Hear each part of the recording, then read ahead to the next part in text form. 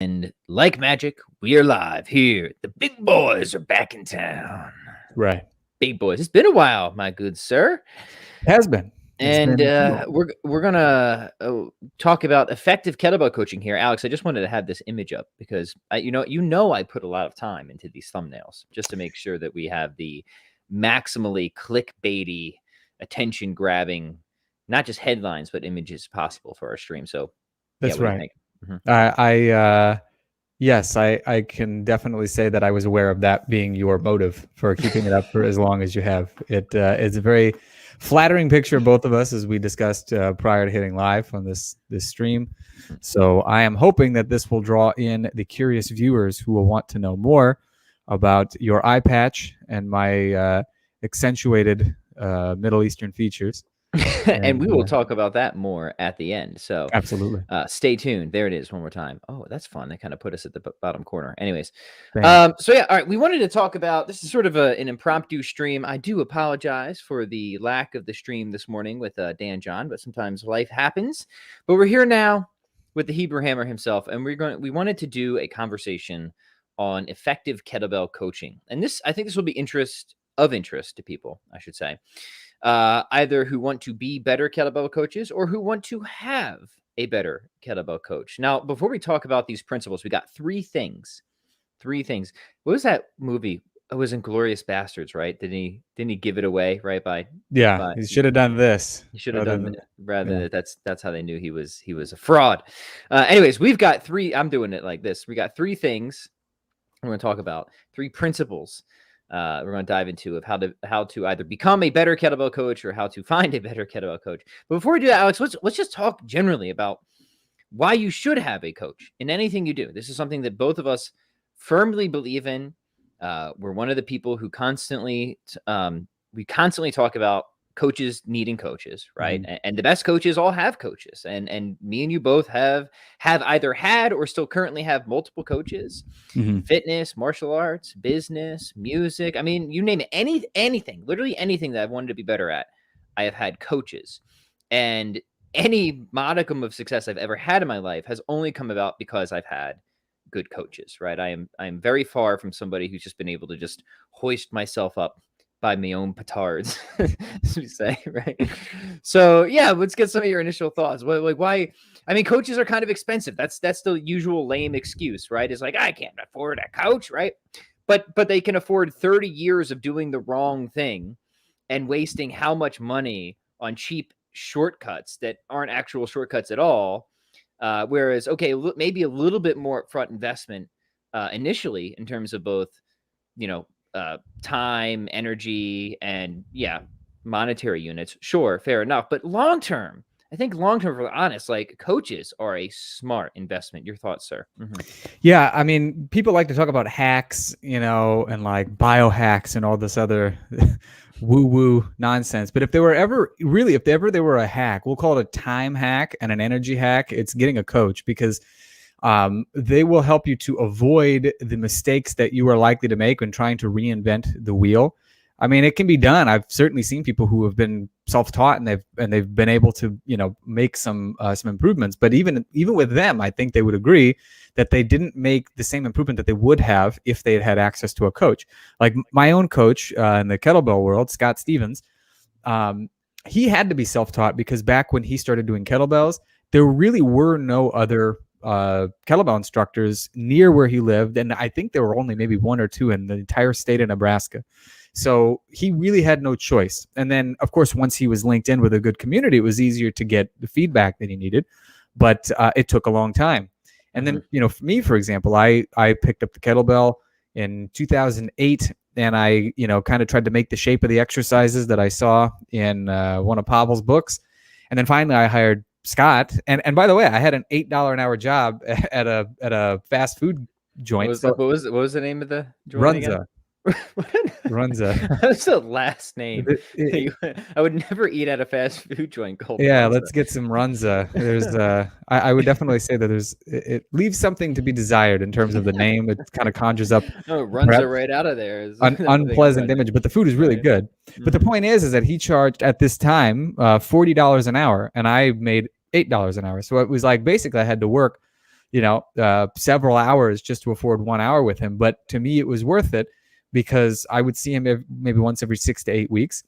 And I don't actually remember the story, but he likes to retell this because I was one of the first people who was really taking his training seriously. He trained, I did I think an hour and a half session with him.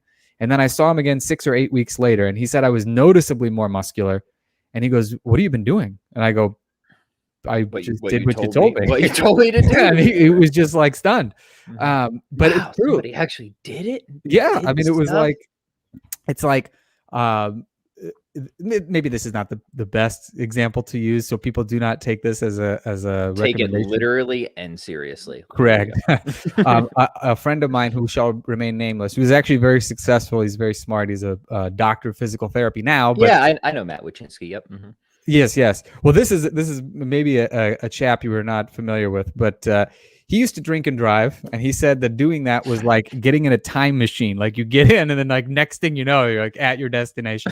Oh man, it's terrible. So I'm not saying do that, but what I am saying is that in many ways, hiring a coach is like that. It's like they give you something to do, they tell you how to do it, what to do, how often, and then it's like you just commit to showing up 3-5 days a week, however much it is. And then in a month or two, it's like a time machine that has transformed you from where you were into a place that seems like it was an impossible distance away in really a relatively short amount of time. Right. Because coaches are shortcuts, right? Yes. They really are, because a good coach will help you to be both maximally effective and efficient. They're going to be able to show you because here's the thing, you typically don't know what you don't know. You don't even know the mistakes that you're making half the time. Yeah. But a good coach will. So they'll really be able to help identify quickly where your problem areas are. I mean, I'll give an example, right? It's not related to fitness. I'll go to music. So before I started taking guitar lessons, and I was fortunate to take guitar lessons, quite young. I kind of figured a few things out by myself, right? But I wasn't, doing well, and I couldn't kind of like play quickly, and it just didn't make a lot of sense to me, like what was going on, right? I had no idea.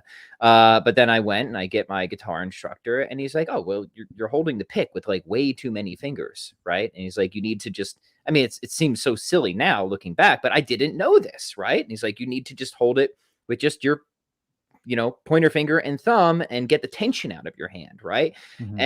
And he said, he's like, I'm glad we caught this early. He's right. Because if you would have spent years forming a habit with this, right, it's going to be that much harder to break the habit. Right. Yeah. So that's something to think about. Right. I mean, not only are coaches going to, give you shortcuts to your goal, but they might also save time in that indirect way of you not having to reverse 5, 10, 20 years of bad habits on top of doing the effective stuff that you need to do. So in that sense, you want to coach as early as possible, right? To intercept you forming the wrong sorts of habits, but also to make sure that you're on the most effective and efficient path possible. I think that's the key critical point here, right? Mm-hmm. Big time. Yeah. And I mean, I can attest to that because I was basically self-taught in bass, and I was good for somebody who was self-taught. Like I was better than average.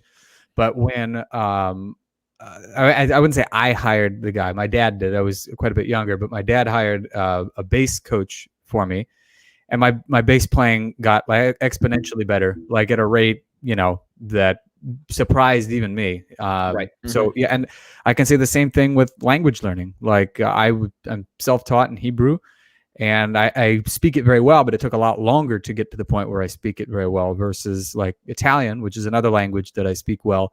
And I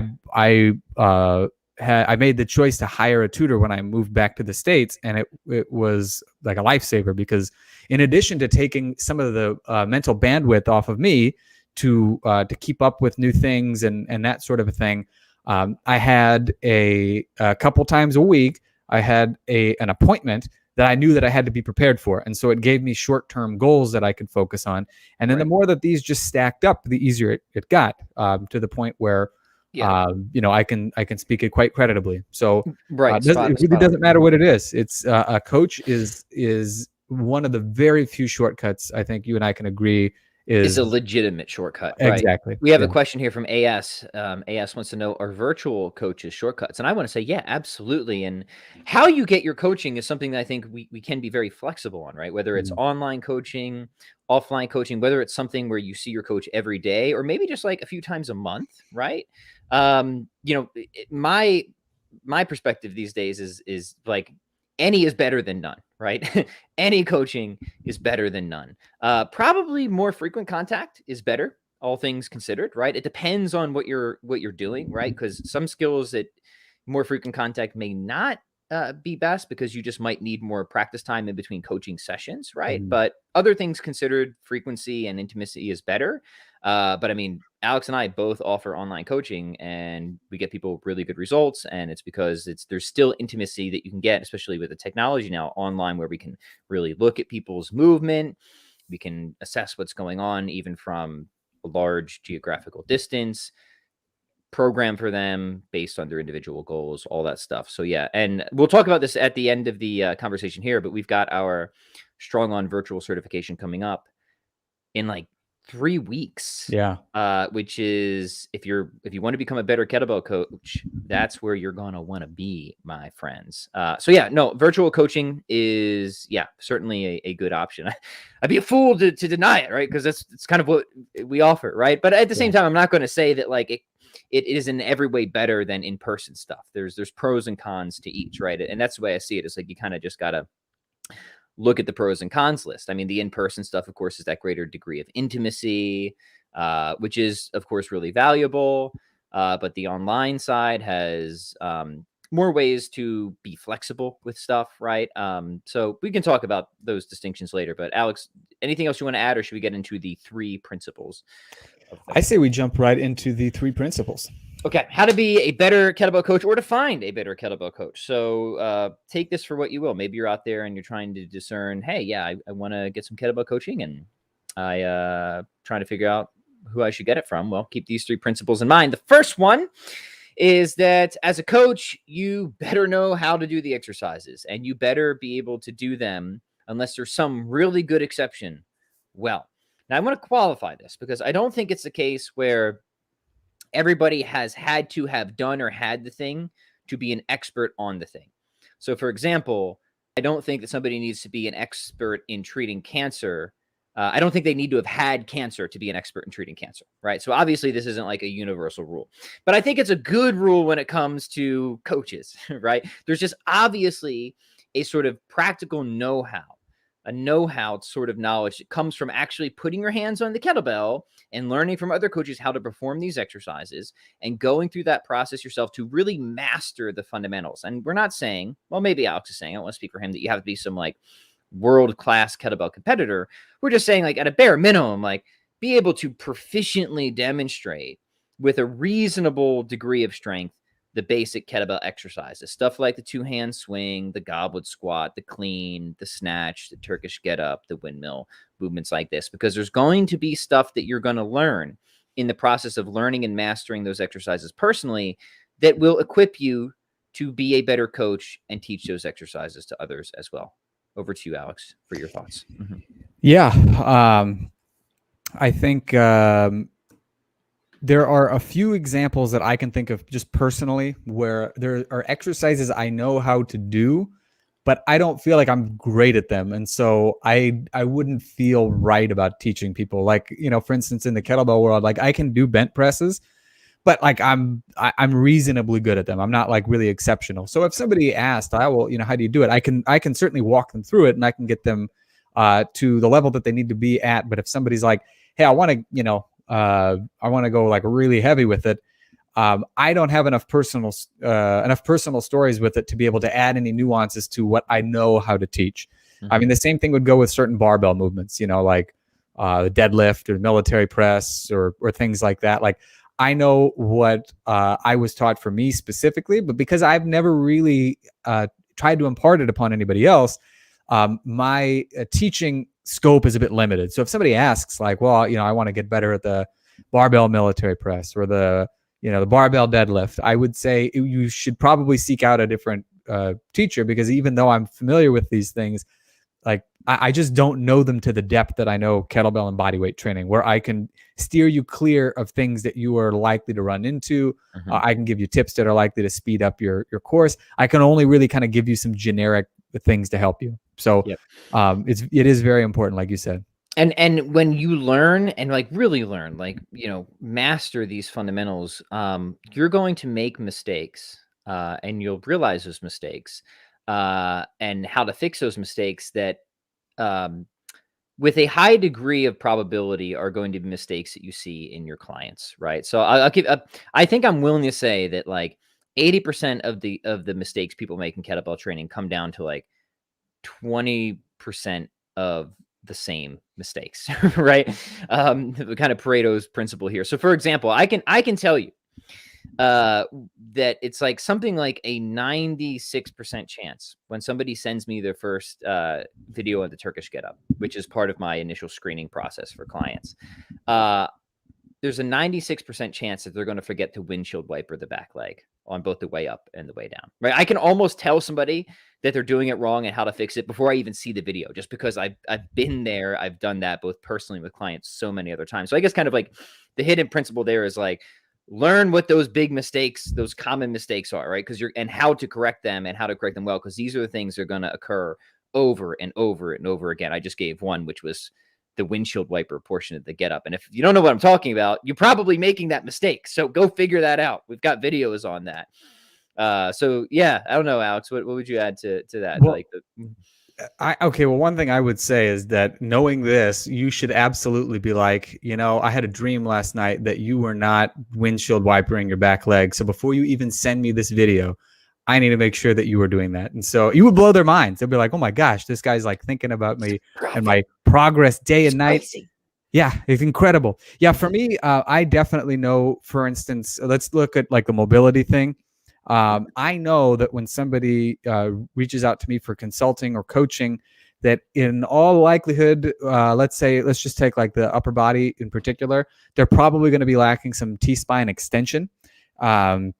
And it's just due to the fact that we sit a lot and most people don't really know how to open up their thoracic spine. So I know to put it on the list of things to cover and to show them, because I know that, if people want to improve their military press or their get up or pull up or what have you, these things are going to be very important. And so, like you said, there are certain, not only certain mistakes, but also certain speed bumps that a lot of people are going to have that you can just be prepared with.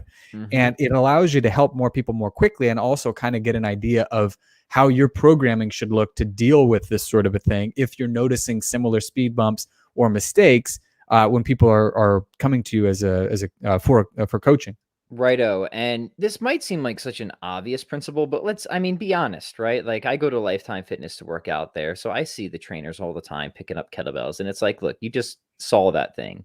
Yeah. And you thought it would be fun to throw into your client's circuit today, right? Like you really don't know what you're doing with that, right? And people kind of want to, for a long time, poke fun of what's her name, Jillian Michaels, right? Yeah. But like rightfully so, right? Like you saw the infomercials, it's clear that this was just a gimmick that was just kind of like being thrown together quickly with no real deliberate intent to actually learn what this thing is for or the proper mechanics behind it. So yeah, if a coach doesn't look like they know what the heck they're doing with that thing, they probably don't know what the heck they're doing with that thing, right? So that's red flag.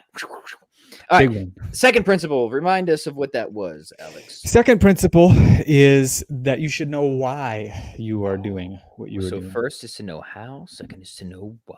Yeah. Very good. Yeah. There are too many examples that I see of people, and this actually goes back to what I talked about, for instance, with what I do know about barbell training. It's been narrowly focused for me from coaching that I have gotten on me, because I have certain leverages. Like, I don't know if you can see, I've got arms like an albatross wingspan. And so for me, a military press or a pull-up or a deadlift, it's going to look a little bit different as a result of the length of my arms. So, and likewise with my legs, I have kind of longish legs, but good mobility. So my squat will look different from other people's. So one mistake that people have, and let's use the squat as an example, is they're like, okay, everybody's got to squat butt to ground. Well, that's not the case. That's in an ideal world, that would be what they would do. But you might be able to do it with no problem because you have good mobility. But if they do it and their pelvis is tucking under and they're putting their low back at risk, the mistaking squatting all the way down for being a principle rather than an optimal condition to work toward can end up costing you clients and certainly costing their health.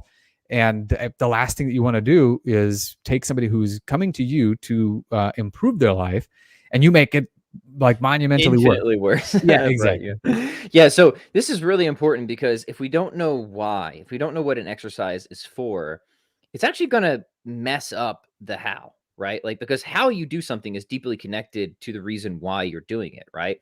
So we say with the swing is like, hey, we don't squat the swing. Well, why? Well, because the purpose of the swing is to develop the posterior chain and an explosive power from a hinging position. And if that's the purpose of the swing, then if you start squatting it, then you're just defeating the purpose, right? So it really makes sense that, like, okay, if the aim of the swing is this, but you're doing it like that, then we can really say, yeah, you're just doing it wrong. That doesn't mean that squatty swings are dangerous or useless. It just means that you fail to understand what the purpose of that exercise was, right? Yeah. So you really can't even make sense of how to do something unless you first these two go together. These principles is what I'm saying. Unless you understand what it is for. The swing, a power-based movement. Yes, we can use it for conditioning and endurance as well. That is posterior chain dominant and meant to really build that explosive boom from that hip hinging position. And it's really more like a broad jump in terms of its mechanics than it would be like a vertical leap or something like that. And then that, of course, helps to justify why we don't necessarily need to swing overhead and all this other stuff as well. So the why, really, really important because it's essentially connected to that first principle. Very good. Exactly. And so part of it, like you said, is the execution of the exercise, like squatting swings versus doing it with much more of a hinge. But you said it perfectly. It's not that it's completely useless or dangerous. It's just not probably not the first thing that you're going to want to teach somebody. That might be a good variation for them later on for a variety of reasons. But they need to know why they're doing it in a certain way, and Right. because the whole purpose is to try to train the posterior chain and that sort of a thing. And the other thing too is, again, going back to what I was mentioning earlier, is that it has got to be something that if they can do it, then it has to be something that meets their body where it is right now at some acceptable level. Like if they can only do quarter squats because they're so tight or whatever, okay, maybe they don't need to do squats. But if they can at least get to parallel, you don't need to be like, well, I can squat with my butt all the way onto my heels. So if they're not doing it, they're kind of doing a half-hearted job. It doesn't work like that. You really got to be cognizant of the person's body and how it functions, as well as just the differences that can't be changed, like their leverages, for instance, and then know how to work around that. So let's and by the way, like if you have a coach, like ask them, why are we doing this? Yeah. And if they can't give you any reason, yeah, maybe find a new coach, right? Yeah. Like I really enjoy. I have to say, like most of my clients do not ask me why very often. They just don't. And like I get it, they're busy. They just want to be told what to do, and they do trust that I know what I'm talking about. But I enjoy when that question comes up and they say, "Hey, why did you organize not just this exercise, but why this structure?" I enjoy that, right? Because it's something that I think had some thought put into it, right? There's intention behind it. There's a reason. Yeah. So you should be able to ask your coach, why are we doing this exercise or why are we doing it this way? And you should be able to hear some reasonable justification for that. And that's not to say that there couldn't be other ways of doing something that could also be reasonably justified. But if you don't get any reasonable justification, or it's just because I said so, time to find a new coach. Yeah. All right. Third principle is not just why you should do something, but maybe why you should not as well. This doesn't get talked about a lot, but I think this is extremely important. Yeah. So real quick, Aleks, because this kind of a little bit got brought up in my previous conversation with Dan John. I think it was a good point and unfortunately in the exercise fitness industry, you do see this sort of commitment to certain protocols or exercises come hell or high water. Like, I don't care who you are. You just are not valuable as a human being unless you do this exercise type of Correct. thing, right? And this is obviously preposterous nonsense and in fact dangerous. And what I said with Dan is like, look, many exercises are useful. Some exercises are more useful than others, but for most people, most of the time, no one exercise is indispensable, right? And I think that's the key. We have to keep in mind. Many exercises are useful. Some might be better than others for a particular job, but almost no exercise, unless you're a hyper specialist, is indispensable. So yeah, like if you're a competitive powerlifter, you're going to have to back squat. It's indispensable. But if you're just looking to be a broad generalist, right, capable of, ready for most things most of the time, nothing is indispensable, right? So that brings us to Alex's third principle. Talk to us about this, good sir. Yeah, like what you were just saying. I mean, I like the way you said it. There's really no exercise that's indispensable. Now, it may very well be that, like Pat said, if you're competing, well, you may not be able to get around it for too long. You can still, if you need to, let's say, deadlifts bother your low back, but you're like, okay, I can do it every once in a while. Or, and actually an even better example is there was a guy, he was Bruce Randall. He was a bodybuilder and like a weightlifter rather, back in like the 40s. And he had really jacked up one of his knees. And so I think it was Bruce Randall. And he couldn't back squat with any regularity because it would really bother his knee, but he could do good mornings, which is a movement where you put a barbell on your back and you kind of bow forward, similar to what you would see with like a kettlebell swing with like a good strong hinge. And, when he needed to, he could squat like 600 pounds. So, when the time came for him to do that, he could manage. But just imagine if somebody, or if everybody told him, well, no, you got to squat. It doesn't matter if your knee is all jacked up. If for him, squatting once in a blue moon worked just fine, and he found a better way to do it. And I have yet to meet anybody who doesn't have at least a little bit of mileage on their body who may need some sort of a change in their program. Even if they want to follow a very popular protocol, you may have to simply switch things out for a different movement. And you have to understand that that's okay, because if you're getting stronger, you are getting stronger.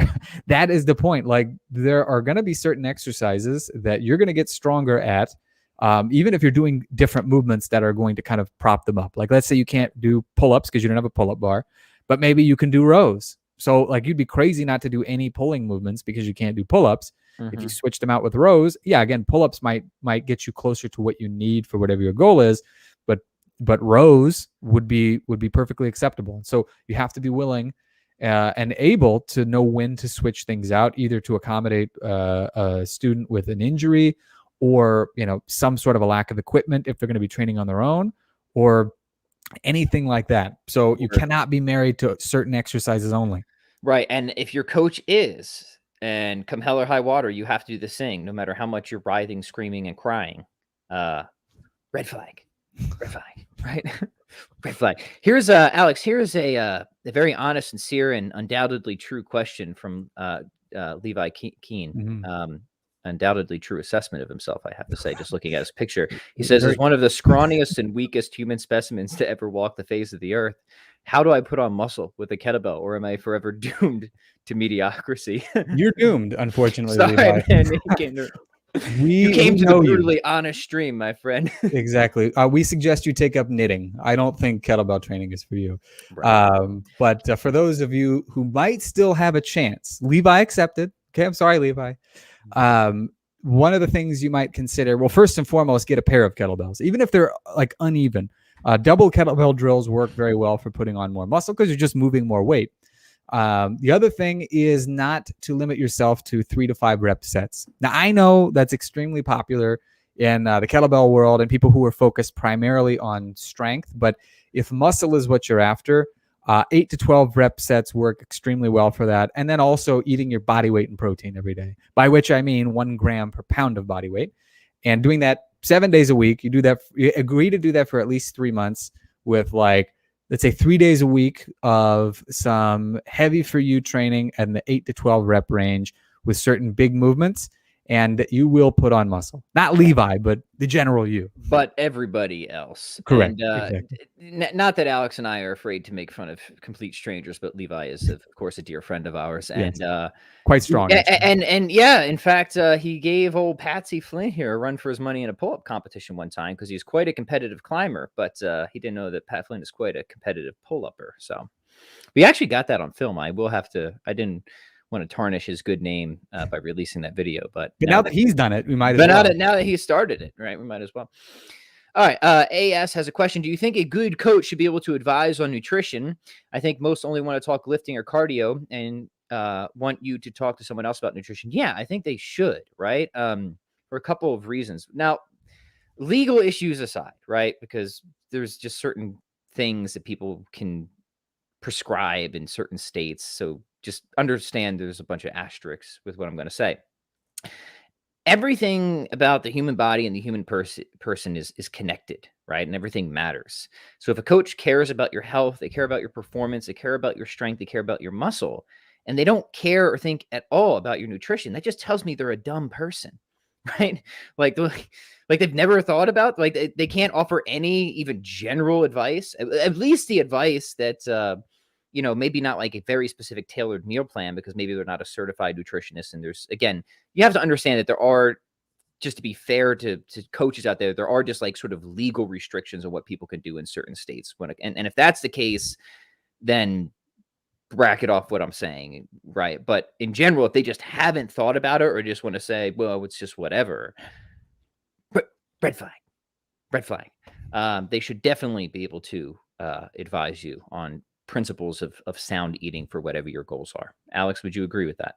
Better. Yeah. In fact, I'm one of those people who actually doesn't talk too terribly much about nutrition. And I talk about eating, like I might talk about eating habits, but I let people know I'm not trying to give them like professional advice. I might say like, look, this is what is generally agreed upon. Like I just sold a muscle building program, for instance. And so one of the things that I mentioned in it is that there are some generally agreed upon principles, and we've cited a few people, what you want to do or how you want to eat if you want to build muscle. So if you're serious about it, you may want to make these adjustments.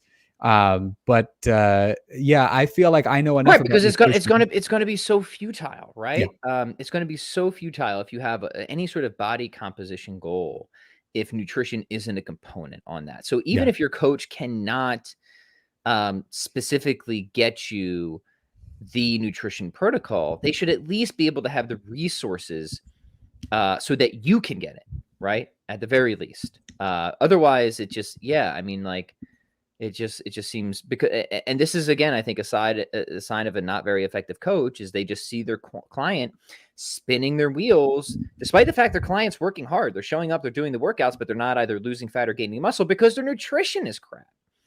And the clients come in for help.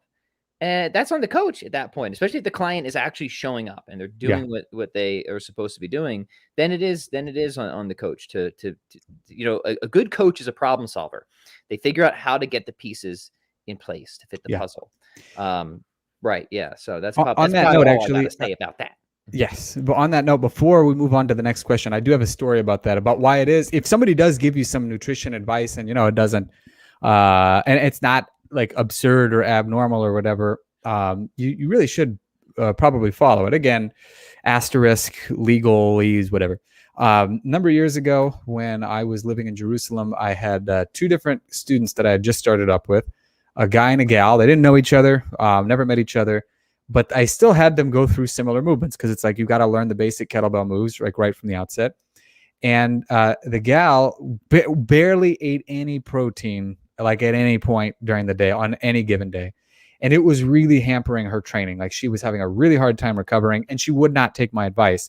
And again, I wasn't saying as a nutritionist, you should do X, Y, and Z. I'm like, look, I'm just telling you, my experience has been when I haven't had enough protein, and this is the experience of many, many other people as well, it really hampers your recovery. Mm-hmm. Meanwhile, and then I wrote her a whole program for when I was going to go away to the US for like a month. And meanwhile, I had a similar circumstance with a gentleman who hired me, and he just did what I told him, and it's usually the reverse, incidentally. Usually the lady clients have no problem following orders, and the men want to, kind of like strike off on their own, even though they hired me to guide them. But I came back a month later, and this guy had gone from being able to do a get up with only 16 kilos to being able to do one with 32 kilos by following a program I gave him. And the gal hadn't made any progress at all because she didn't change the way she ate. She didn't do any of the training that I gave her. Mm-hmm. So part of it is, it may just be your coach doesn't know what he or she is talking about. But some of it might be that you're simply not doing what you are told to do. And what's the best analogy for a coach? It's that the coach is a trail guide. Yeah. It's a trail guide. Now, if they're a good trail guide, they're going to give you the shortcut to your goal, but you still have to walk the trail, right? They can't lift. Well, I guess it's not a perfect analogy because maybe the trail guide could physically lift you and carry you, but the coach they can't eat for you. They can't do your training program. You at least have to do that much, right? However, it is also conceptually possible and not uncommon that they're just a bad trail guide and they're leading you off into the lake instead of getting you to the top of the mountain, right? So you just got to be Bigfoot's nest for all you know. And and you have to be you have to be you have to be a good judge of what is the case. And you have to be honest with yourself too, right? Like, there's a lot of people out there who want to blame it on the coach, but it's their fault, right? But there's other people out there who are actually showing up doing the work and it's the coach's fault, right? So it's situation dependent. All right, let's move on to the next question here. Vivo says, hi. Hello, Vivo. I'm interested in learning how to teach kettlebells, Bulgarian bags, steel mace, and bodyweight training. I would like to take your courses, but it has to land during my school break. Well, you know what? We were going to talk about our cert, so now might seem an appropriate time to do so. And in fact, our next Strong On certification, this next round is virtual. We may just be back in person after this. So if you're looking for the best, most convenient time to do our cert, Vivo, this could work for you. This would be the time to do it because it's virtual. You don't have to travel. And you can kind of learn at your own pace because we have a number of live sessions. Our first live virtual session is December 5th, I think. 4th, Saturday, December 4th. That's when we kick it off. That's our introductory session. So we just do virtual meetings, and our Strong On certification is not just about how to use kettlebells, but how to coach and teach kettlebells. We do cover nutrition, very important, right? At least the basic principles of it.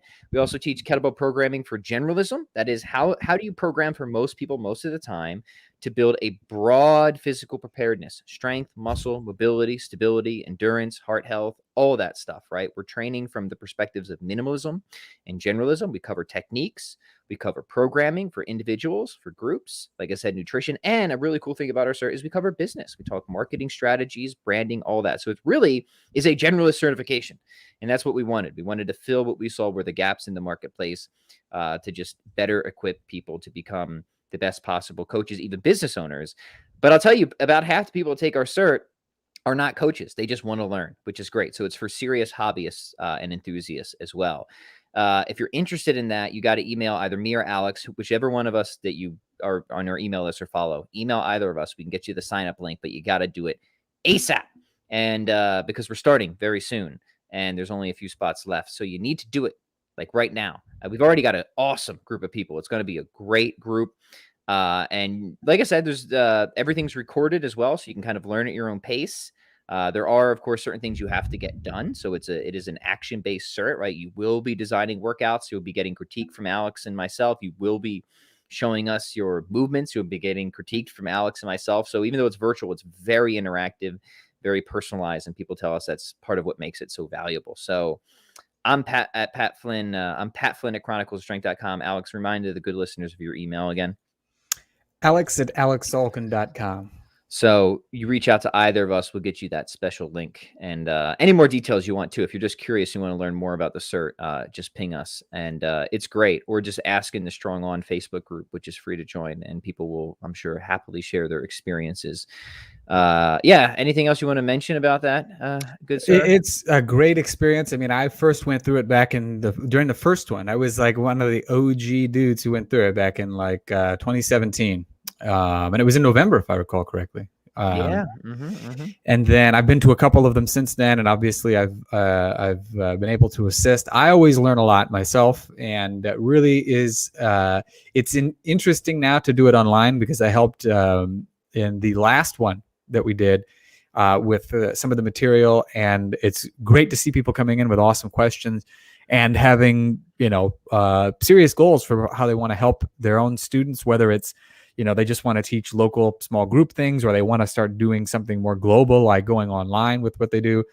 It's a very, very good cert for that. And I can't think of too many other events that are going to teach you so much material. So you're going to get a lot out of it. If you want to just take a peek at everything that we teach and cover, I'm putting the link in below. It's chroniclesofstrength.com/strong on certification. So just pop on over to that little page, chroniclesofstrength.com/strong on certification. We would love, you'll just get to hang out with Alex and me too. It's pretty sweet, right? You get a little little one-on-one time, and who wouldn't want that?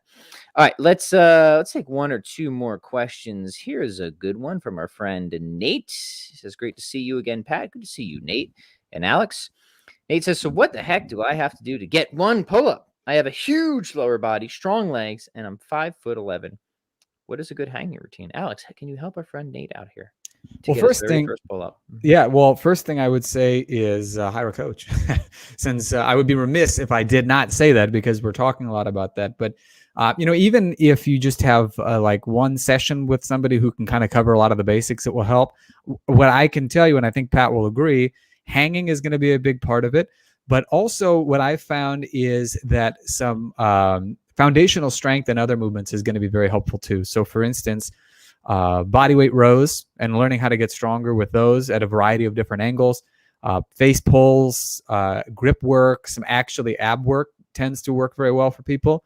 All that stuff will help you, but you still need, technique. You may need somebody to take a look specifically at what, let's say, grip position might work best for you and things like that. So I would keep those things under advisement, but those exercises will help at least get you started. But if at all possible, see if you can set up a session with a good coach, and it will cut your journey potentially in half. Very good. Nate follows up. He says, "Pat is a cool person to hang out with." Excellent. I'm gonna be the last person to to deny that. Yeah. Hang out with myself all the time. Yes. Now, by the way, Kirill asked a question. It's a more personal question for me. Says, "Is the Hebrew axe from Finland?" So we got another Hebrew. We got the hammer and the axe. Dang. That's right. Thankfully, it's not the hammer and the sickle. Kirill, you chose a very good garden tool, and so it doesn't turn into anything bad. Thank God.